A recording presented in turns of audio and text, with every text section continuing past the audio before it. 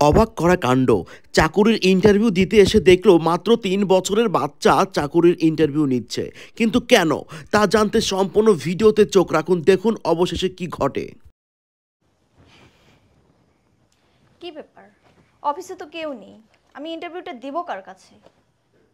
কি ব্যাপার, এইখানে একটা বাচ্চা বসে আছে, তাও আবার বসের চেয়ারে। আশ্চর্য, কি সমস্যা আপনার? গায়ের উপরে এসে পড়ছে, অদ্ভুত। ওদিকে যান।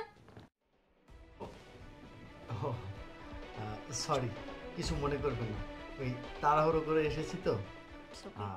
এক্সকিউজ মি, কি নাম আপনার? আমার নাম লিওনা। আচ্ছা, আমার নাম রাশেদ। হাই, কেমন আছেন আপনি? তো ভালো।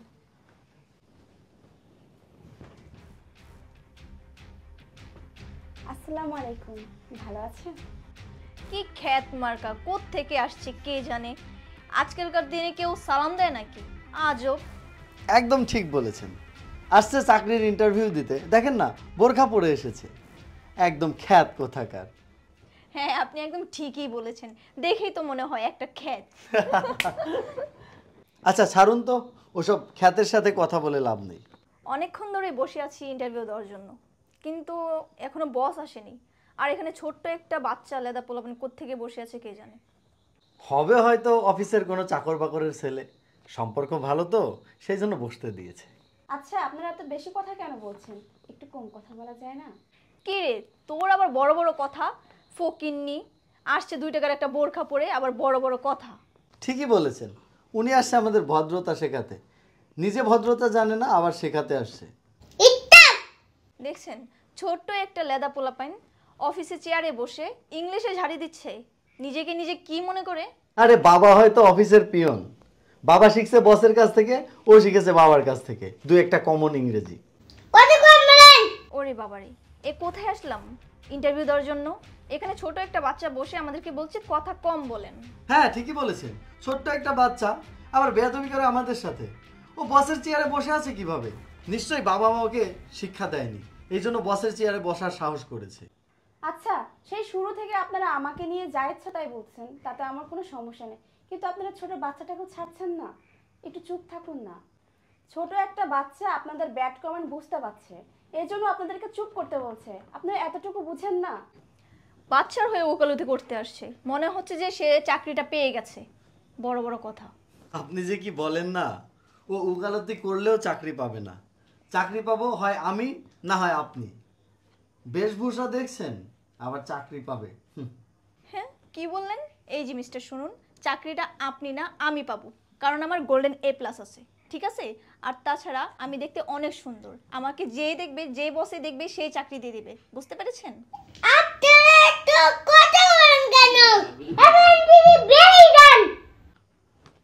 এতটুকু বাচ্চা আমাদের বলছে বেরিয়ে যান, এখন কিন্তু ধৈর্যের বাঁধ ভেঙে যাচ্ছে। হ্যাঁ, একদমই ঠিক বলেছেন, আমারও এবার ধৈর্যের বাঁধ একদম ভেঙে যাচ্ছে। ছোট্ট একটা লেদা পোলাপান এখানে বসে আমাদেরকে বলছে বেরিয়ে যেতে, কত বড় সাহস! কিন্তু বস এখন আসছে না কেন? ইন্টারভিউটা কখন দিব বুঝতেছি না কিছু।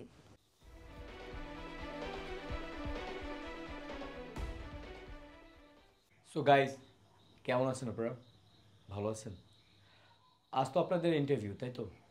তো আজ ইন্টারভিউ, আমি আমার কোম্পানির জন্য ভালো ম্যানেজার খুঁজছিলাম, কিন্তু আমি যা দেখলাম আমার কোম্পানির জন্য যে ম্যানেজার হবে সে একজন ভদ্র এবং গুড বিহেভিয়ার হবে।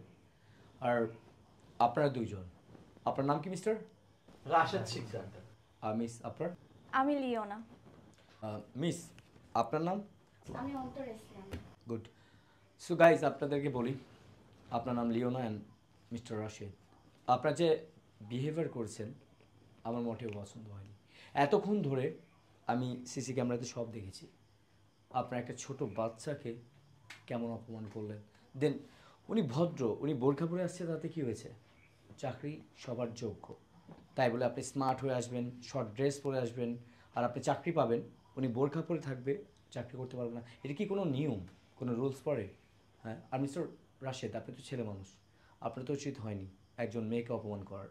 আপনি কীভাবে পারলেন? আপনি কি ভেবেছেন শিক্ষিত হয়েছেন দেখে কি চাকরি পেয়ে যাবেন? No, never.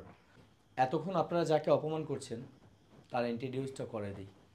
ও হচ্ছে আমার ছেলে, দ্যাটস মিন এই কোম্পানির নেক্সট এমডি। বুঝতে পেরেছেন? আপনারা একটা ছোট বাচ্চাকে রেসপেক্ট করতে পারেন না, আপনি আমার কোম্পানিতে জব কীভাবে করবেন? জব করার জন্য গুড বিহেভিয়ার লাগে, যেটা আপনাদের মধ্যে নেই। এতক্ষণ দেখলাম আপনাদেরকে, আপনাদের ব্যবহার পরিবর্তন করুন, দেন আপনারা কোনো জায়গায় চাকরি অ্যাপ্লাই করবেন। এবং আমার এই কোম্পানিতে আপনাদের মতো মানুষের চাকরি হবে না। যার অ্যাটিটিউড আছে তাকে চাকরি আমরা দিতে পারবো।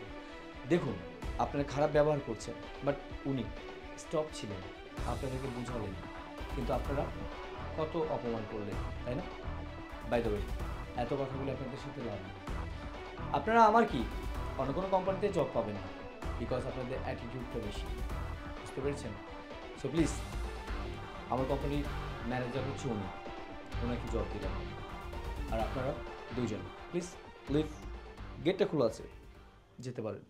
স্যার, আমাদেরকে ক্ষমা করে দিন, সত্যি আমরা অনেক অন্যায় করে ফেলেছি। আপুকে যা ইচ্ছা তাই বলেছি, অপমান করেছি। ছোট একটা বাচ্চা, তার সঙ্গে আমরা অন্যায় করেছি, তাকে কত কিছু বলেছি। আমাদের এটা করা উচিত হয়নি। প্লিজ আমাদেরকে ক্ষমা করে দিবেন। স্যার, চাকরিটা আমাদের খুব দরকার। স্যার প্লিজ আপনি একটাবার ভেবে দেখুন। দেখুন, আপনারা যে ভুলটা করেছেন, আমি চাই না যে ভুলটা বারবার করুন। কারণ আপনাদের মতো মানুষকে আমি যদি অফিসে রাখি, তাহলে আমার আরও স্টাফটা বেয়াদব হয়ে যাবে, আপনাদের মতো বিহেভ করা শিখবে। সো প্লিজ, আপনাদেরকে ক্ষমা করে যাবে না। লিভ। What happen? বসে আছেন কেন? Please leave. কথা কি কানে যাচ্ছে না? লিভ। সো মিস অন্তরা, এই যে এটা হচ্ছে আপনার appointment letter. Miss Antara, tomorrow থেকে আমাদের অফিসে জয়েন করতে পারবেন। চলে আসুন, বিকজ আপনার বিহেভটা খুব ভালো লাগলো। আমার বাচ্চার সাথে আপনি যেমন বিহেভটা করেছেন, খুব ভালো হয়েছে। থ্যাংক ইউ স্যার চাকরিটা আমাকে দেওয়ার জন্য। আসসালামু আলাইকুম।